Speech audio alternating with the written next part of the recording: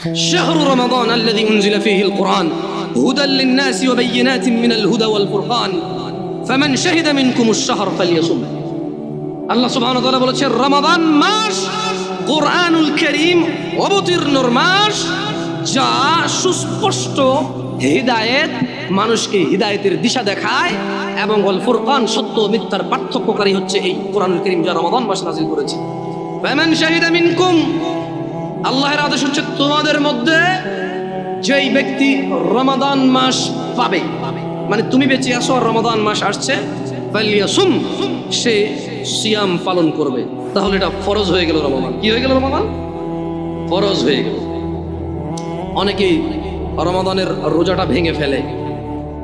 এইটা আমাদের দেশ গ্রামে এখন চালু হয়েছে, মনে আছে এখনো 2016 সাল 15 সাল বা 16 সাল এরকমই বাংলাদেশে তখন মাত্র আসলাম, 14 সাল জুন মাসে আসছিলাম বাংলাদেশে। তো এই মসজিদের একজন খাদেম, এই জামিয়া আল আকসার খাদেম বলতে পারি, আল্লাহ কবুল করুক আমাদের সবাইকে, যারা আমরা সালাত আদায় করতে আসি এবং যারা ব্যবস্থা করে দিয়েছে এখানে, সবাইকে আল্লাহ করুক। তো আবু আলী বলি, আমি সেলিম ভাই বলি। তো উনি আমাকে বললো, জামশেদ ভাই আমি আসতেছি বাংলাদেশে, আপনি আসেন আমাকে রিসিভ করুন। তা আমি তখন অত ভালো বুঝি না, পরিচিত একজন ছিল, চালাপোনাকে নিয়ে গেলাম। তো এয়ারপোর্ট যাচ্ছিলাম, ওই যে ঢাকা স্টাফ কোয়ার্টার রোড দিয়ে ঢুকলো, বনশ্রী হয়ে যাবে। তখন আমি এগুলোর নাম জানতাম না, এখন জানি কি। আমি দেখলাম রমাদান মাস, আমি সিয়াম অবস্থায় ছিলাম, দেখলাম যে তাল আছে না, কাঁচা তাল খায় যে মানুষ, তালের এভাবে কেটে বিচিটা বের করে খায়। ওই সিজনটা ছিল তালের সিজন ওই বছর। মানে আমি যখন স্টাফ কোয়ার্টার পার হয়ে, ওই যে কি বলে এটাকে, বনশ্রীর আগে একটা এলাকা আছে, ওটা পার হয়ে ওদিকে যাচ্ছিলাম, তখন এলাকাটা আরো একটু এত বিল্ডিং ছিল না, ওপেন ছিল। হাই রে, দোকানের মধ্যে তাল আর তাল, মানুষ কাটতেছে আর খাচ্ছে। 90% মুসলমানের দেশ কিন্তু। তা আমি বড় অবাক চিত্তে ড্রাইভারকে বা চালককে বললাম যে একটু স্লো জানতো, আমরা কি রোজা আছি, যে কি এখন কি শাবান মাস না শাওয়াল মাস না রমাদান মাস? আমি কনফিউজ হয়ে গেছি যে কি রে, গ্রামে আমগো এলাকায় তো আমরা 4-5টা রোজা থেকে ফেললাম। এখানে দেখতেছি যে একটা তো হচ্ছে যে রেস্টুরেন্টের মধ্যে কালো কাপড় দিয়ে রেখে খায়, এটা একটা, তো সবাই বুঝে গেছে এটা। দেখলাম যে মানুষ লুঙ্গি পরা। আমার উস্তাদ আবু আহমেদ সাইফুদ্দিন বেলাল মাদানী হাফিজাহুল্লাহর কথা মনে পড়ে যায়। তো যে কোনো একটা কারণে আমি এই সেম স্টোরিটা আমি উস্তাদ শেখনা আবু আহমেদ সাইফুদ্দিন বেলাল মাদানী হাফিজাহুল্লাহকে বললাম যে উস্তাদ, আমি পাশে বসেছিলাম, ওনার কোথাও যাচ্ছিলাম আমরা, আমি বললাম যে উস্তাদ, আমার তো হৃদয়টা খুব মর্মাহত। বলে যে কেন জানছে? বললাম এই ঘটনা, যাচ্ছিলাম একজন ফ্রেন্ডকে রিসিভ করে নিয়ে আসতে, দেখলাম যে একটার পর একটা লাগাতার ডাবের দোকান আর তালের দোকান, মানুষজন হুন্ডা দাঁড় করায়, রিক্সা দাঁড় করায়, শুধু কাটতেছে আর খাচ্ছে। আমি কনফিউজড হয়ে গেছিলাম যে রোজা যে আমরা আছি, আমরা কি ভুল মাস নাকি, এটা কি রমজান মাস নাকি শাওয়াল মাস, বা মানে নাকি শাবান মাস? আমি পরে বললাম যে এই ভাই তুই রোজা আছো? বলে যে আছি। তুইও রোজা আমিও রোজা, ঢাকা শহরে কি রমজান মাস আসে নাই? বলে যে না ভাই, ঢাকা শহরের মানুষও রোজা থাকে, কিন্তু এখানে বেশিরভাগই মানে কর্মজীবী পরিশ্রমিক মানুষরা এই এলাকায় সব জায়গায় এরকম থাকে। তখন আমি বললাম, যখন আমি আবু আহমেদ সাইফুদ্দিন বেলাল মাদানী হাফিজাহুল্লাহকে কথাটা বললাম, মনোযোগ দিয়ে শুনবেন, তিনি 4টা কথা বলেছে। কয়টা কথা বলেছে? বেতাগার মানুষকে এই উদাহরণটা দিচ্ছি, ওই যে আগে বলেছি আলাদা একটা ভালোবাসা আছে।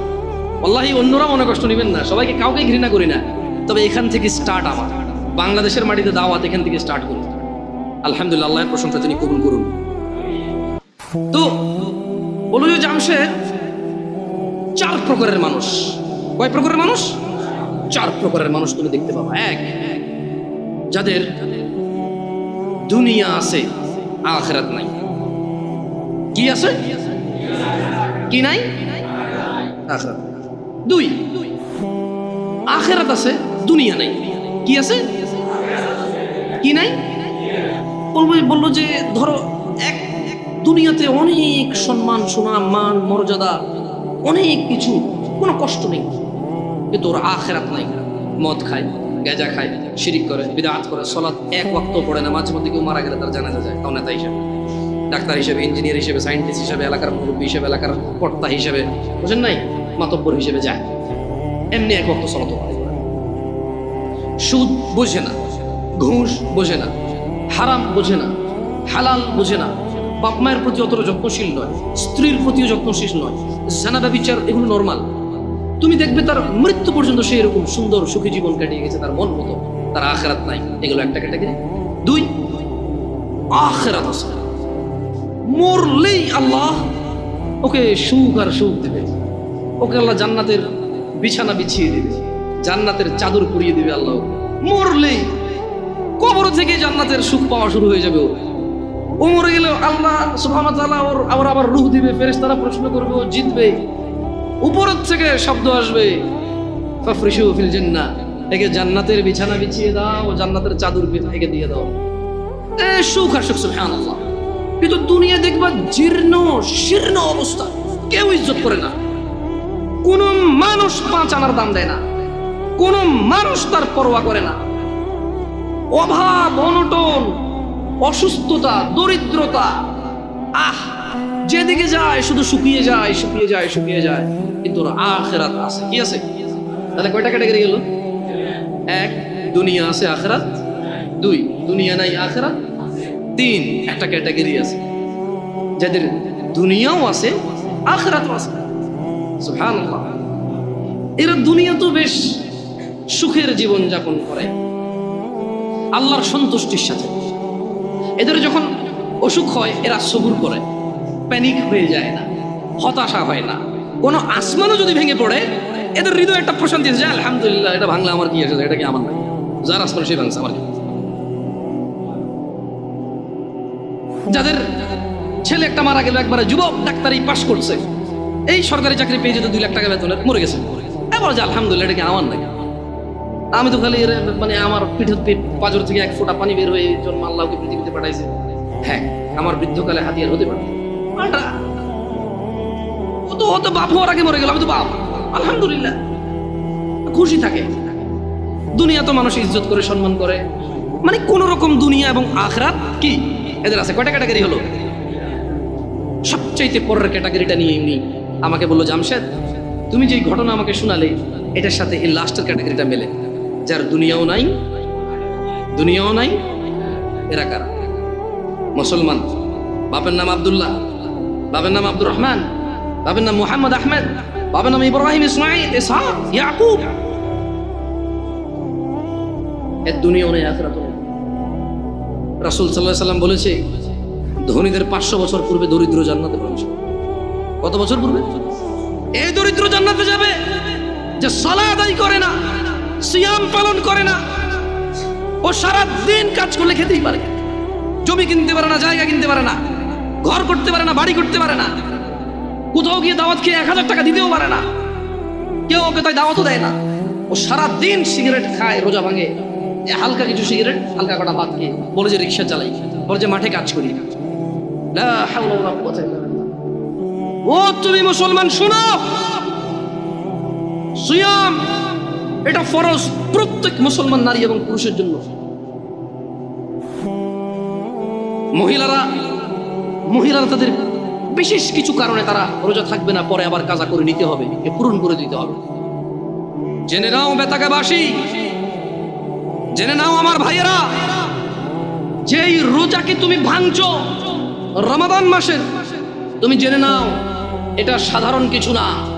রাসূল সাল্লাল্লাহু আলাইহি ওয়াসাল্লাম বলেছে, একটা রমজানের রোজা যে ভাঙলো ইচ্ছা করে, কোনো কারণ ছাড়া, এই লোক রমজানের পরে লাগাতার না, থেমে থেমে না, লাগাতার একটার বদলে 2 মাস রোজা পালন করতে হবে।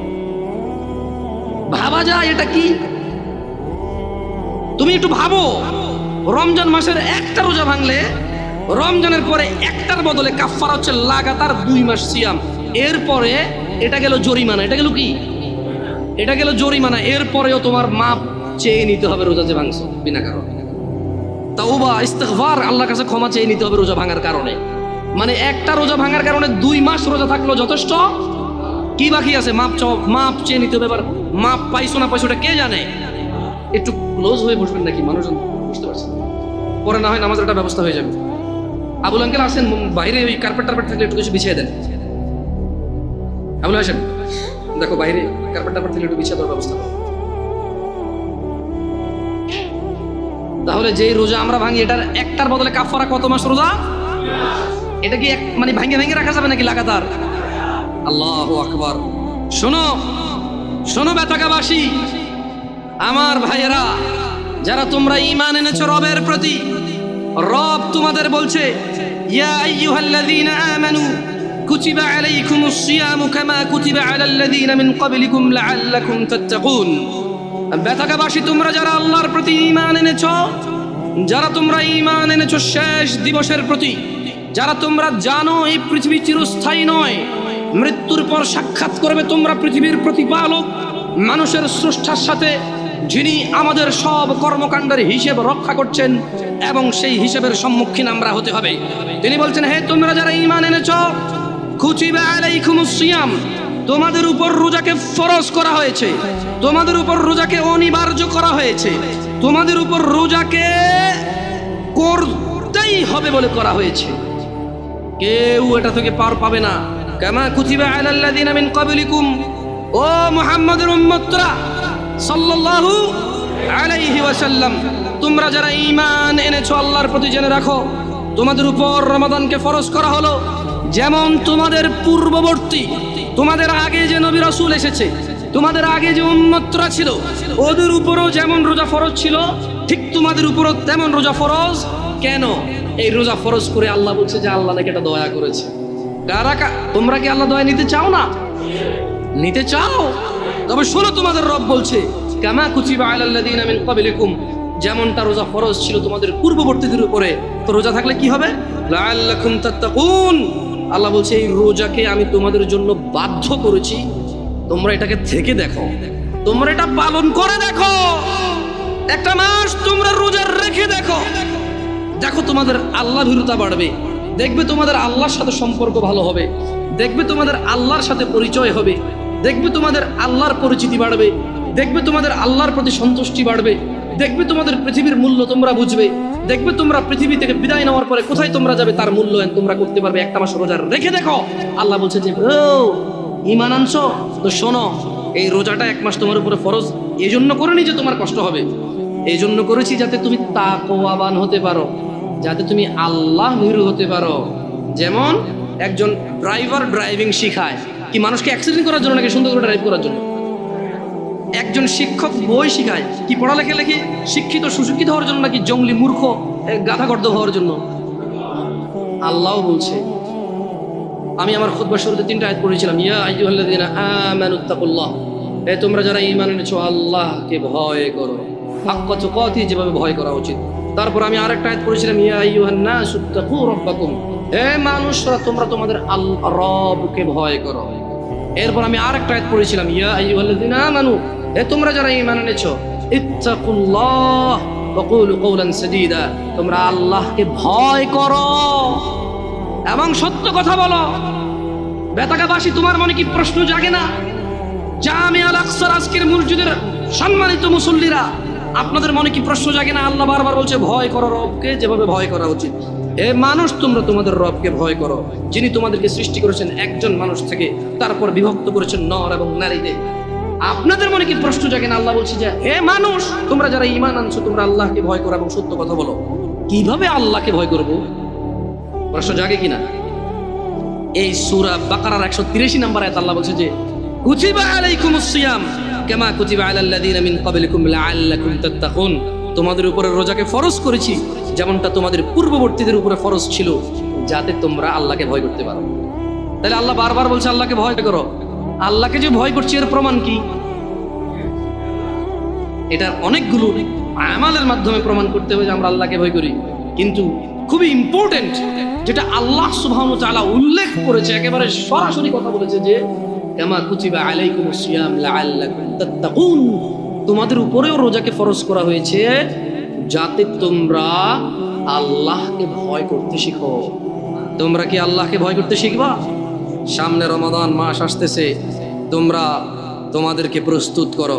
আমি যারা ভ্যান চালায়, রিক্সা চালায়, অথবা খেটে খাওয়া, দৈনিক দিনে কাজ করে দিনে খায়, সবাইকে অনুরোধ করে বলবো আপনারা রমাদান মাসের জন্য কিছু কিছু কিছু কিছু কিছু জমান। যদি এমনটা হয় যে রিক্সা আপনার রোজা নিয়ে নেবে, ভ্যান আপনার রোজা নিয়ে নেবে। যদি এমনটা হয়, মাঠের ওই বীজ বপন আপনার রোজা নিয়ে নেবে। যদি এমনটা হয়, ওই গাছ কাটতে গিয়ে আপনার রোজা নিয়ে নেবে। যদি এমনটা হয়, ওই মাটি কাটতে গিয়ে মাটি আপনার রোজা নিয়ে নেবে। যদি এমনটা হয়, এই বাস ড্রাইভিং, এই বাস আপনার রোজা নিয়ে নেবে। যদি এমনটা হয় মানুষ, যে তোমার দিন মজুরি, তোমার দিনের কর্ম তোমার রোজা নিয়ে নেবে, আল্লাহ ভীরুতা নিয়ে নেবে, তবে তুমি বাদ দিয়ে দাও ওই ভ্যান রোজার জন্য। ও এখন বলবে জামশেদ ভাই বড় অযৌক্তিক কথা বললেন, পেট না চললে তখন বুঝতেন। আরে তুমি, তোমার মেয়েটা জন্ম হলো বাঁচবে কিনা জানো না, তার জন্য গাছ লাগাও, মাছ পালো, ডিপিএস করো, সুদ ঘুষ হারাম কিচ্ছু তুমি পরোয়া করো না। কবে তোমার মেয়ে বড় হবে এই আরেক বেটার সাথে ভেগে যাবে, নাকি তোমার কথা মতো বিয়ে করে তোমার খরচ যেটা তুমি জমাচ্ছ সেই খরচ তুমি করতে পারবে, তাও তো তুমি নিশ্চিত না। তবুও তুমি মাসে মাসে 2000 করে রাখছো কেন? সিয়ামের জন্য কি তুমি এই প্রস্তুতি নিতে পারো না? ও ভাই, তুমি যদি দিনের বেলা রিক্সা না চালাও, দেখবা যে সব লোক রাতে সন্ধ্যায় বের হচ্ছে। ভাই, তোমার দোকান খোলাতে যদি রোজা নষ্ট হয়ে যায়, দেখবা তুমি যখন দোকান দিনে খুলবা না তখন রাতেই তোমার বিক্রি হচ্ছে। কারণ মনে রাখবা, এই নাঙ্গলকোটবাসী এই আশপাশ থেকে বাজার করে, দিনের বেলা দোকান না পেলে রাতে হলেও করতে হবে। দোকানই এগুলো মানুষই বুঝাইতে পারেনি মনে হয়। কেন ভয় পাচ্ছ রিজিক? মানুষ। عن ابن عمر رضي الله عنهما قال, ابن عمر رضي الله عنهما থেকে বর্ণিত, তিনি বলেন, قال رسول الله صلى الله عليه وسلم, রাসূলুল্লাহ সাল্লাল্লাহু আলাইহি ওয়াসাল্লাম বলেছেন, বুনিয়াল ইসলামু আলা খামস, ইসলামের স্তম্ভ 5টি। তো কি? শাহাদাতি আল্লা ইলাহা ইল্লাল্লাহ ওয়া আন্না মুহাম্মাদার রাসূলুল্লাহ। এই ইসলাম, পুরো ইসলামটা এই 5টা খুঁটির উপরে আছে। এই 5টা খুঁটির উপরে আছে, এরকম 5টা খুঁটির উপরে এই বুনিয়াল ইসলাম আলা খামস, এই 5টা স্তম্ভের উপরে ইসলাম। তোমার যত আমাল, তোমার যত সৎকর্ম, তোমার যত নেকির পূর্ণ কাজ, সবকিছু এই 5টা আমালের মধ্যে আছে। এই 5টা খুঁটির মধ্যে আছে তোমার সমস্ত আমাল, ভালো অথবা মন্দ। ইসলামটাই ঠিক আছে 5টা খুঁটির মধ্যে। বুনিয়াল ইসলাম আলা খামস, 5টা স্তম্ভের মধ্যে ইসলামটা আছে। ইসলামের স্তম্ভই হচ্ছে 5টা। 1 নাম্বার স্তম্ভ কি?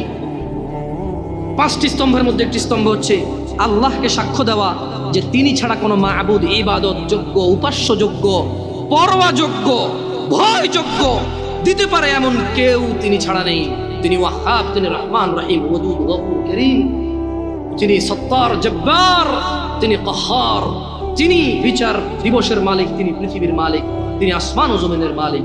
লা ইলাহা ইল্লাল্লাহ, কোনো ইলাহ নেই, কোনো মাবুদ নেই, কোনো হকদার নেই আল্লাহ ছাড়া ইবাদতের, এইরকম সাক্ষ্য দেওয়া এবং তার সঙ্গে সাক্ষ্য দেওয়া যে মুহাম্মদ ইবনে আব্দুল্লাহ সাল্লাল্লাহু আলাইহি ওয়াসাল্লাম, আব্দুল্লাহর পুত্র মুহাম্মদ সাল্লাল্লাহু আলাইহি ওয়াসাল্লাম, আমিনার পুত্র মুহাম্মদ সাল্লাল্লাহু আলাইহি ওয়াসাল্লাম আল্লাহর প্রেরিত বান্দা এবং রাসূল। এই সাক্ষ্য যে দিল, সেই ইসলামের একটা স্তম্ভকে দাঁড় করালো নিজের জন্য। ওয়া ইকামিস সালাহ, এবং সালাত প্রতিষ্ঠা করা। সালাত হচ্ছে ইসলামের আরেকটি স্তম্ভ। ওয়া ইতাইজ যাকাত, এবং যাকাত প্রদান করা, যাকাত আদায় করা, যাকাত দেওয়া ইসলামের আরেকটি স্তম্ভ। ওয়াল হজ, এবং সামর্থ্যবান হজ করবে, সামর্থ্যবান যাকাত দেবে। ওয়া সাওমি রমাদান, ইয়া নাস, মানুষ, ইসলামের স্তম্ভ 5টি। এই 5টি স্তম্ভের মধ্যে অন্যতম একটি স্তম্ভ হচ্ছে ওয়া সাওমি রমাদান, রমজান মাসে সিয়াম পালন করা। তাহলে যে রমাদান মাসে সিয়াম পালন করে না, তার ইসলাম যে 5টি স্তম্ভের উপরে টিকে আছে, এটা পড়ে গেল। 5 তলা বিল্ডিং, আরে 5 তলা বাদ দেন, 2 তলা বিল্ডিং। আচ্ছা, এই মসজিদটা কোনো তালা আছে এখন? উপরে কি উঠছে? এটা যদি পিলার এখন যদি বুলডোজার দিয়ে ভেঙে দেওয়া হয়, এখানে এটার ভিতরে কে এসে বসবে এখন নামাজ পড়তে? পিলার কিন্তু 16-17টার উপরে আছে, জায়গা 18টা আছে মনে হয়, আরো বেশি হইতে পারে, জানি না। যে স্পেস আরো বেশি হইতে পারে পিলার। এতগুলো পিলারের মধ্যে একটা পিলার যদি, মানে কেউ যদি বলে যে ভাঙ, পিলারটা ভাঙ, ধর এটা ভাঙ, বসবেন না এখানে? আরে ভাই, 20, 22টা, 17, 18 পিলারের মধ্যে একটা পিলার ভাঙে গেলে বসবেন না? ভাঙিয়া পড়বে না? মাত্র 5টা পিলার ইসলামের। কয়টা? নামাজ একটা পিলার, যেটা অধিকাংশ মানুষের ভেঙে ফেলছে। নাই, রমাদান এভাবে যে মানুষ ভাঙে, আমি ঢাকা শহর না গেলে আমি জানতাম। ওই যে তাল খাওয়া না দেখলে দেখ, আল্লাহ আল্লাহর কসম, আমি সৌদি আরবে ছিলাম, মানুষ যেভাবে জনসম্মুখে মুসলমান দাঁড়িয়ে আছে মুখে, আবার তারাবিও পড়ে, চেষ্টা করে মাঝে মধ্যে তারাবি পড়তে, এক দুই রাকাত চার রাকাত যা পারে পড়ে। মানুষ যেভাবে সিয়াম মানে তার ইসলামের স্তম্ভটাকে সে নিজে যে ইসলামের উপরে টিকে আছে, সেই ইসলামের স্তম্ভকে যে তার জন্য নিজের জন্য যেভাবে ভেঙে ফেলে এবং সে স্টিল দাঁড়ায় থাকে, মনে করে হ্যাঁ আরে মরে গেলে কোরআন খতম করে দেবে শেষ জান্নাত। এখানে মানুষ কোরআন পড়ে না, খতম করে।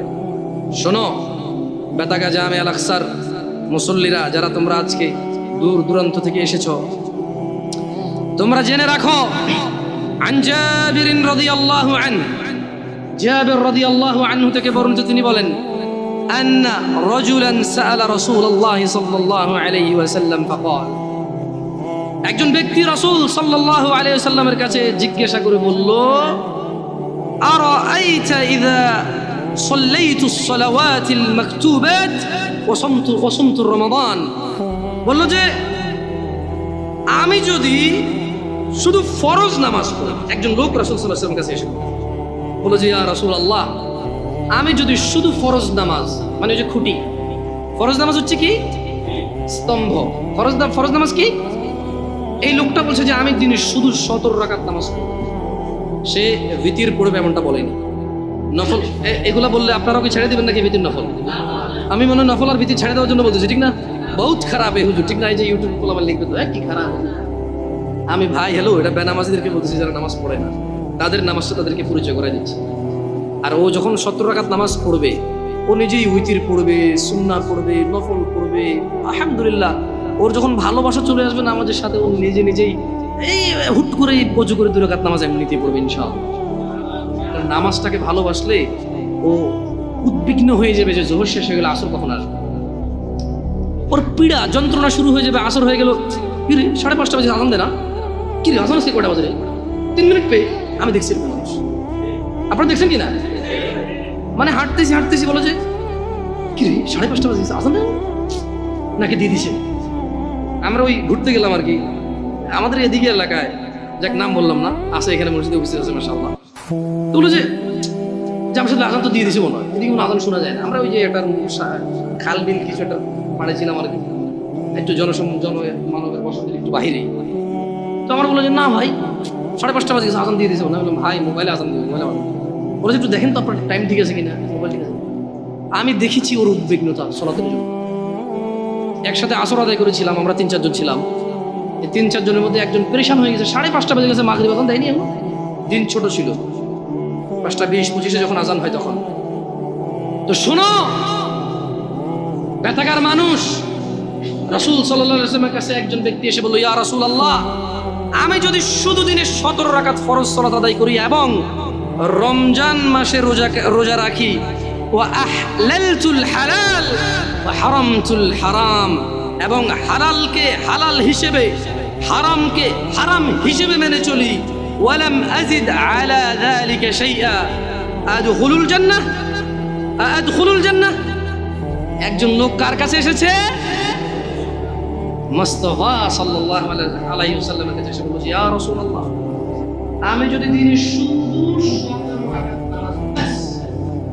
ফজর 2, জোহর 4, আসর 4, মাগরিব 3, ইশা 4, ব্যাস, কম না বেশি হবে, আর আমি কোনো রোজা রাখবো না, কোনো শুধু রমজান মাস এসে আমি বরাবর পুরো রমজান মাস রোজা রাখবো, আর বেশিও রাখবো না, কম রাখবো না।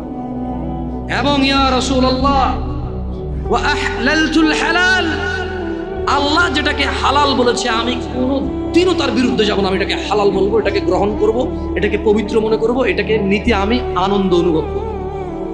ওয়া হারামতুল হারাম, এবং আল্লাহ যেটাকে হারাম করেছে আমি তা কখনো গ্রহণ করব না, আমি সেটাকে হারাম বলবো।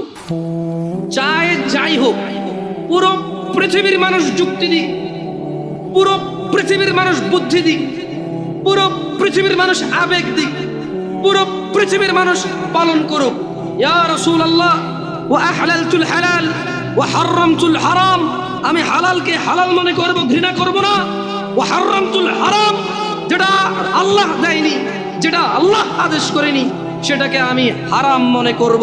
ওয়ালাম আযিদ আলা যালিক, আমি এর চেয়ে কোনো কিছুই বৃদ্ধি করব না।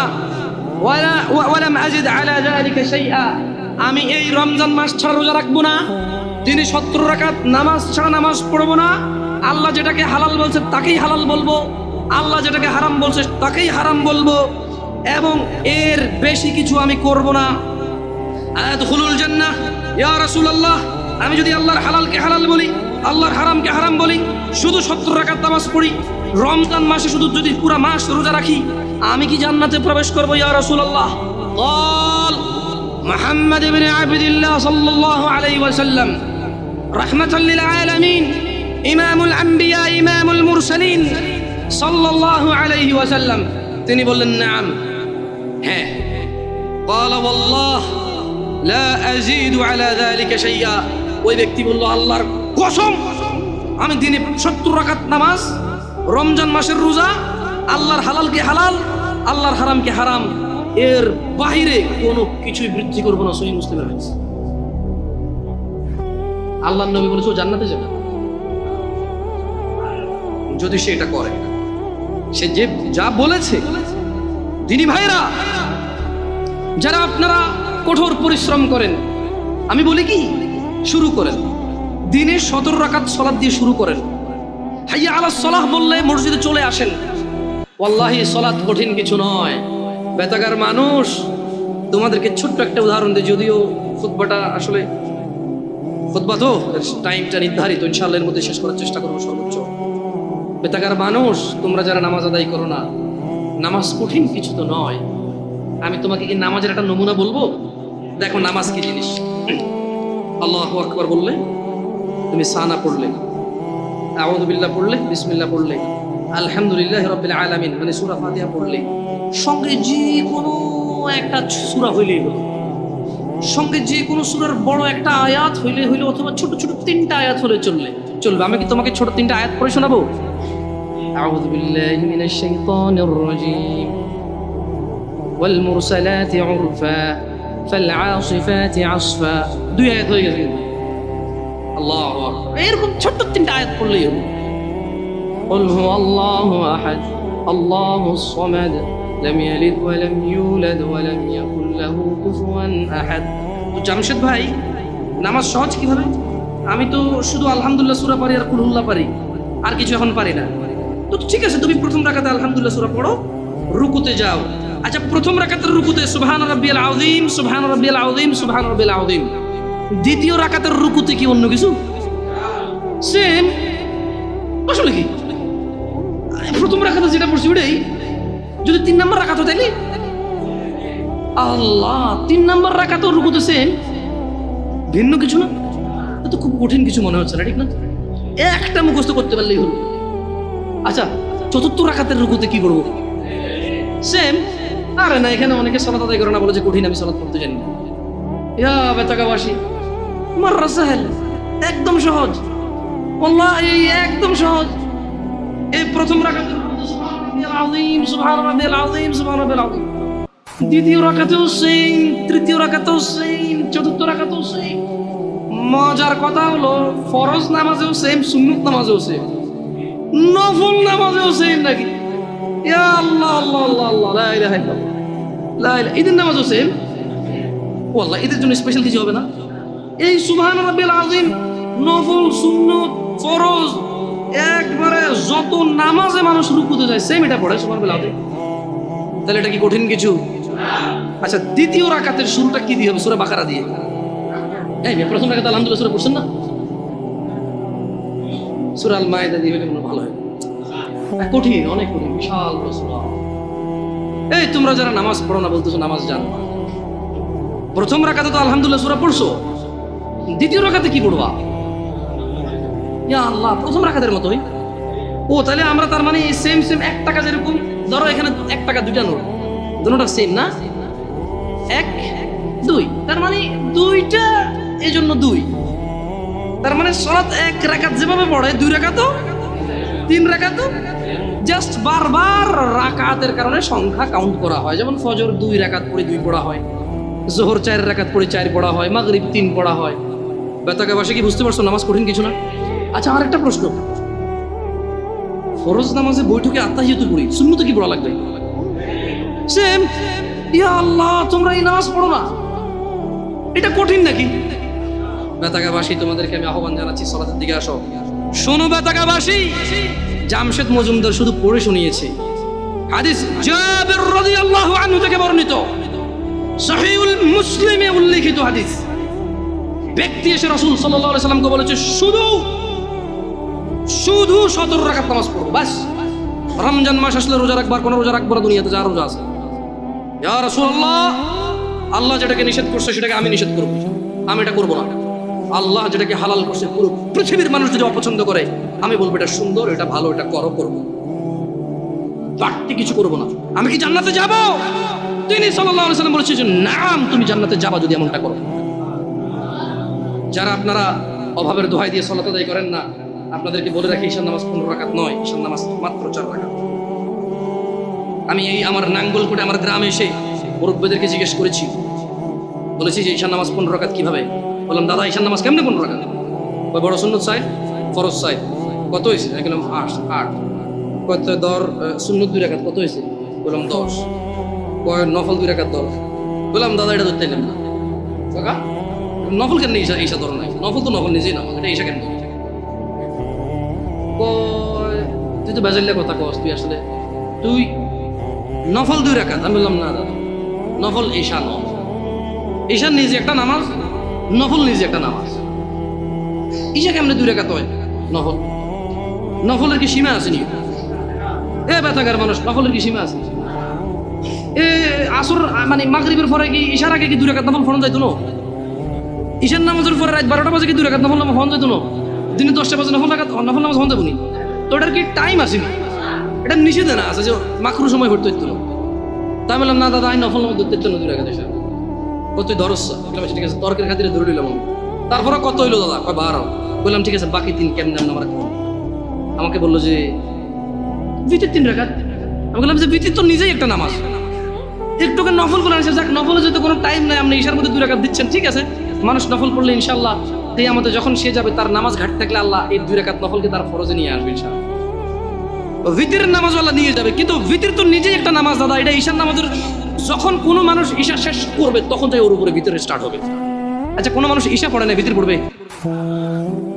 পড়লে কি ধরে রাখবেন? ধরেন লোকটা আজকে রাত 12টা বাজে এখন একটা বক্তব্য শুনলো, এক আয়াত পড়লো, পড়ার পরে সে চিন্তা করলো যে না, তার তওবা করা দরকার, সে এখন ঈশা পড়ে ভিতরে পড়তে পারবে না? পারবে তো। কিন্তু আমি বলতে চাই বেতাকার জনসাধারণকে, ও বেতাকার জনসাধারণ, তোমরা যেই নামাজটাকে তোমরা আদায় করো না, তা তোমাদের ইসলামকে টিকিয়ে রাখার খুঁটি। সিয়াম ভঙ্গ করলে তা তো বছরে একবার আসে, একটা খুঁটি ভেঙে ফেললে দিনে 5 বার তোমার খুঁটিটাকে তুমি ভাঙো, দিনে 5 বার তুমি তোমার খুঁটিটাকে ভাঙো। তোমার ঘরের একটা পিলার না থাকলে তুমি ঘরে থাকবা না, অথচ তোমার প্রতিদিন তোমার যে স্তম্ভের উপরে তোমার ইসলাম টিকে আছে, সেই স্তম্ভটাকে তুমি ভাঙো, একটু ভয় পাও না, তোমার জাহান্নামে যাওয়ার ভয় আসা উচিত। জেনে রাখো, তুমি দিনে 17 রাকাত নামাজ এবং রমজানের রোজা দিয়ে শুরু করো। রোজা রাখলে আল্লাহ তোমার তাকওয়া বৃদ্ধি করবে। সিয়াম পালন করো, তুমি রমজান মাসে রোজা ভাঙিও না। জেনে রাখো, তুমি যদি একটা রোজা ভাঙো, একটা রোজার কাফারা লাগাতার 2 মাস রোজা, লাগাতার, মধ্যখানে বিরতি দেওয়া যাবে না। লাগাতার 2 মাস রোজা থাকলে একটার বদলে কাফারা হবে। এরপরে যথেষ্ট নয় এই কাফারা, এই 2 মাস লাগাতার রোজা থাকার পরে আল্লাহর কাছে মাপ চাইতে হবে, তুমি বিনা কারণে কেন রোজাটা ভাঙলে। এরপরে কিয়ামত পর্যন্ত, বিচারের মাঠ পর্যন্ত অপেক্ষা করা লাগবে, এটা জানার জন্য যে তুমি যে তওবা করেছো, এই তওবা আল্লাহ কবুল করেছে কিনা। কত ভয়ানক একটা ব্যাপার না? রোজা রাখবা ইনশাআল্লাহ, রোজা রাখবা ইনশাআল্লাহ। বেতাগার মানুষ, খুশি হয়ে যাও, সন্তুষ্ট হয়ে যাও রবের প্রতি, তারা যারা তোমরা রমাদান মাস পাচ্ছ। আল্লাহ আমাদের সবাইকে রমাদান পর্যন্ত পৌঁছে দিন। ইয়া আল্লাহ, রমাদান পর্যন্ত না নিয়ে আপনি মৃত্যু দিয়েন না। জানবে তুমি রমাদান কি, জানবে। আন আবি হুরায়রা রাদিয়াল্লাহু আনহু, আবু হুরায়রা রাদিয়াল্লাহু আনহু থেকে বর্ণিত, তিনি বলেন, আন্না রাসূলুল্লাহ সাল্লাল্লাহু আলাইহি ওয়াসাল্লাম قال, রাসূল সাল্লাল্লাহু আলাইহি সাল্লাম বলেছেন, ইযা জাআ রমাদান ফুতিহাত। ও মানুষ, শুনে নাও, আবু হুরায়রা বলছে, মুহাম্মদ সাল্লাল্লাহু আলাইহি ওয়াসাল্লাম বলেছে, ইযা জাআ রমাদান, যখন রমাদান মাস আসে, আল্লাহ আল্লাহ আল্লাহ আল্লাহ আল্লাহ, ফুতিহাত আবওয়াবুল জান্নাহ, আবওয়াবুল জান্নাহ, জান্নাতের দরজা খুলে দেওয়া হয়। ওয়া গুল্লিকাত আবওয়াবুন নার, জাহান্নামের দরজাকে বন্ধ করে দেওয়া হয়। আলহামদুলিল্লাহ ইয়া আল্লাহ, কি মাস এটা, ইয়া আল্লাহ, আর কি মাস, সুবহানাল্লাহ, সুবহানাল্লাহ। জান্নাতের দরজা খুলে দেওয়া হয়, জাহান্নামের দরজা বন্ধ করে দেওয়া হয়। ওয়া সুফিদাতিশ শায়াতিন, এবং দুষ্ট জিনদেরকে বন্দী করে ফেলা হয়। রোজা যে ভাঙছো, শয়তানের তো দোষ দিতে পারবে না। রমজান মাসে যারা নামাজ পড়ে না, তারা তো ইবলিশের দোষ দিতে পারবে না। যদিও কিয়ামতে ইবলিশের দোষ দিয়ে পার পাওয়া যাবে না রমজান মাস ছাড়াও, কিন্তু বড় আফসোস যারা রমজানের সিয়াম পালন করে না, 5 ওয়াক্ত সালাত আদায় করে না, জিনা করে, ধূমপান, মদ পান করে, গাঁজা পান করে, যারা রমাদানে জুলুম করে স্ত্রীদের প্রতি, যারা ছেলে সন্তানের প্রতি জুলুম করে, যারা গালাগালি মারামারি করো তোমরা রমাদানে, ইবলিসের তো দোষ দিতে পারবো না। তাহলে মেনে নাও মিনাল জিন্নাতি ওয়ান নাস, শয়তান দুই রকম, একটা মানুষ শয়তান, একটা জিন শয়তান। এই রমাদান আসলে বোঝা যায় কোনটা মানুষ শয়তান। ইবলিস শয়তান তো দেখা যায় না, মানুষগুলো দেখা যায়। আল্লাহ মাফ করুন, আল্লাহ আমি তিরস্কার করে বলছি না, দেখা যায়। আল্লাহ ক্ষমা করে হিদায়াত দান করুন আমাদেরকে। শুনে নাও, শুনে নাও বেতাকাবাসী। আন আবি হুরায়রা রাদিয়াল্লাহু আনহু ইয়াকুল, আবু হুরায়রা রাদিয়াল্লাহু আনহু থেকে বর্ণিত, তিনি বলেন, قال رسول الله صلى الله عليه وسلم قال, রাসূল সাল্লাল্লাহু আলাইহি ওয়াসাল্লাম বলেছেন, কুল্লু আমালি ইবনে আদম লাহু ইল্লা সিয়াম, যত আমল আছে বনি আদমের সব কিছু তার নিজের জন্য, ইল্লা সিয়াম, সিয়াম ব্যতীত।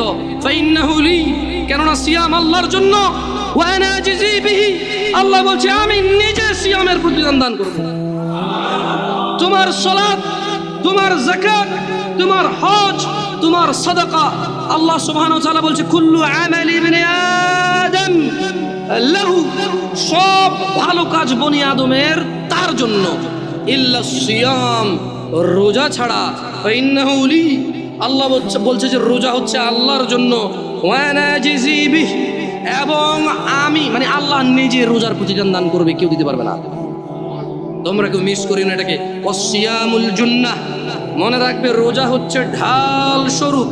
ওয়া ইযা কানা ইয়াউমু সাওমি আহাদিকুম ফালা ইয়ারফুস ওয়ালা ইয়াসখাব, সিয়াম পালনের দিন তোমাদের কেউ যেন অশ্লীলতায় লিপ্ত না হয় এবং ঝগড়া বিবাদ না করে। ফাইন সাব্বাহ আহাদুন আও আও আও কাতালাহ ফালইয়াকুল ইন্নী আমরুন সিয়াম, ইন্নী আমরু সিয়াম। যদি কেউ তাকে গালি দেয়, তোমাদের মধ্যে যদি কাউকে কেউ গালি দেয় অথবা ঝগড়া করে, সে যেন বলে আমি ঝগড়াও করবো না, গালিও দিব না, আমি সিয়াম। কারণ সিয়াম কার জন্য? সব আমল কার জন্য? সব আমল কার জন্য? নিজের জন্য। সিয়াম কার জন্য? সিয়ামের প্রতিদান কে দিবে? আল্লাহ তাআলা দিবে। শোনো দিনী ভাইরা, বলার অনেক কিছু ছিল, আল্লাহ যদি চায় ইনশাআল্লাহ বলবো আস্তে ধীরে ধীরে। আশা হবে দেখা হবে, বেঁচে থাকলে, তোমরা বেঁচে থাকলে ইনশাআল্লাহ দেখা হবে। এই জামিয়া আল আকসা বেতাগাবাসীকে উদ্ধত আহ্বান জানিয়ে বলছি, জামিয়া আল আকসার সঙ্গ দেবেন। জামিয়া আল আকসা আপনাকে ধন সম্পদ টাকা পয়সা না দিতে পারলেও ইনশাআল্লাহ সহিহ কোরআন ও সুন্নাহর জ্ঞান দিবে। জামিয়া আল আকসা ইনশাআল্লাহ আপনাকে সঠিক দিক নির্দেশনা দিবে। মানলে আপনি কল্যাণকামী হবেন, না মানলে নিজের ক্ষতি নিজে করবেন। জেনে রাখবেন জামিয়া আল আকসায় 2015 সালে স্টার্ট করেছি এখানে জামিয়া আল আকসা। আলহামদুলিল্লাহ, আল্লাহ বরকত দিক এবং আল্লাহ অটল এবং আল্লাহ নিরাপত্তা দান করুন এই মসজিদ এবং মসজিদের মুসল্লিদেরকে এবং এই এলাকাবাসীকে, আমাদের সবাইকে আল্লাহ নিরাপত্তা দান করুন। জেনে রাখো বেতাকাবাসী, এই জামিয়া আল আকসা 2015 সাল পর্যন্ত তোমাদের মধ্যে কেউ এখন এরকম বলতে পারবে না যে এমন কোনো আমাল তোমাকে করতে বলেছে যা হাদিসের বিরুদ্ধে এবং কোরআনের বিরুদ্ধে। এই জামিয়া আল আকসায় এখন পর্যন্ত এমন কোনো খতিব 2015 সাল আমি আসার পর থেকে আসেনি যে তোমাকে এমন কোনো কাজ থেকে নিষেধ করেছে, অথচ তা আল্লাহ অনুমোদন দিয়েছে, রাসূল অনুমোদন দিয়েছে। এমন কোনো কাজে এখন পর্যন্ত এখানে কোনো খতিব এসে তোমাকে নিষেধ করেনি। বেতাকাবাসী, তোমরা এই মসজিদের সঙ্গে থাকলে হয়তো হালুয়া রুটি পাবা না, খিচুড়ি বিরিয়ানি পাবা না, মিষ্টি জিলাপি পাবা না, তবে ইনশাআল্লাহ একটা একনিষ্ঠ দিন পাবা যা কোরআনের উপরে ভিত্তি করে, যা হাদিসের উপরে ভিত্তি করে। তোমরা এই মসজিদকে আঁকড়ে ধরো। তোমরা অবশ্যই জামিয়া আল আকসার শুক্রবারের জুমার খুতবাটা মিস করিও না। জেনে রাখবে জামিয়া আল আকসা কোনো কিস্সা কাহিনী বলে না। জামিয়া আল আকসা এই বেতাগা নাঙ্গলকোট পৌরসভা 1 নম্বরের এই মসজিদ 2015 সালের পর থেকে এখন পর্যন্ত মানুষকে কিস্সা কাহিনী বলে খুতবা শোনায়নি। চেষ্টা করেছে যত খতিব এসেছে এখানে কোরআনের আয়াত বলে হাদিস পড়ে তার বঙ্গ অনুবাদ সমসাময়িক বাস্তবিক দুই একটা উদাহরণ দিয়ে ব্যাখ্যা করে তোমাদেরকে বলার চেষ্টা করেছে। হ্যাঁ, এই জামিয়া আল আকসার খুতবা অধিকাংশ